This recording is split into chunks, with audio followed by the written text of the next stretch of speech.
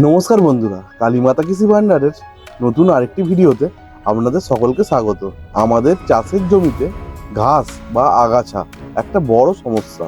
বিশেষ করে পালং, নোটে বা কলমি শাকের জমিতে যখন ঘাস হয় তখন এইগুলিকে বেছে পরিষ্কার করা কষ্টকর হয়ে ওঠে। আজ আমরা কথা বলবো টপিক্যাল অ্যাগ্রো কোম্পানির প্রোডাক্ট ট্যাগ দাবাংকে নিয়ে। এটি আসলে গমের ওষুধ হলেও আমরা অনেকেই শাকের জমিতে এটি ব্যবহার করে থাকি। আজকের এই ভিডিওতে আমরা জানবো এর সঠিক ডোজ, ব্যবহারের নিয়ম এবং বিশেষ কিছু সতর্কতা যা আপনাদের জানা অত্যন্ত জরুরি। বন্ধুরা, এর উপাদান হলো ক্লোরিনাফপ পেপারজিল 15% WP।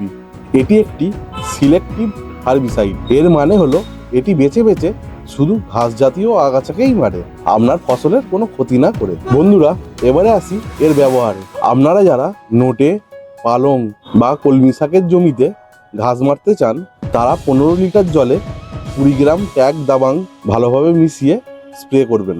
বন্ধুরা, ট্যাগ দাবাংয়ের প্যাকেটের ভিতরে এই রকম 8 পিস ছোট ছোট পাউচ থাকে। আপনারা যখন 15 লিটার ট্যাঙ্কে এটি মেশাবেন তখন এই পাউচটি জলে দিয়ে দেবেন এবং লাঠির সাহায্যে ভালোভাবে মিশিয়ে নেবেন। দেখবেন এই পাউচটি সম্পূর্ণরূপে গলে যাবে এবং জলের সাথে ভালোভাবে মিশে যাবে। আগাছা যখন 2 থেকে 4 পাতার হয় তখন স্প্রে করলে ভালো ফল পাওয়া যায়। একটা বিষয় অবশ্যই আপনাদের মাথায় রাখতে হবে, স্প্রে করার সময় জমিতে পর্যাপ্ত রস ও আর্দ্রতা থাকা দরকার। এই ট্যাগ দাবাং ঔষধটি কোম্পানি গম চাষের জন্য তৈরি করেছে, কিন্তু আমরা যেহেতু এটি শাকের জমিতে ব্যবহার করব তাই আমাদের বাড়তি সচেতন হতে হবে।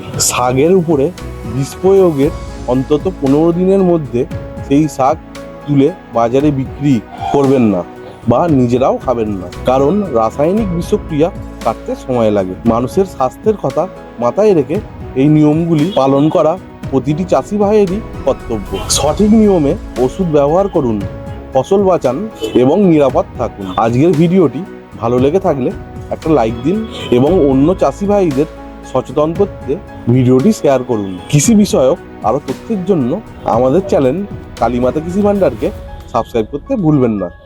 দেখা হবে পরের ভিডিওতে।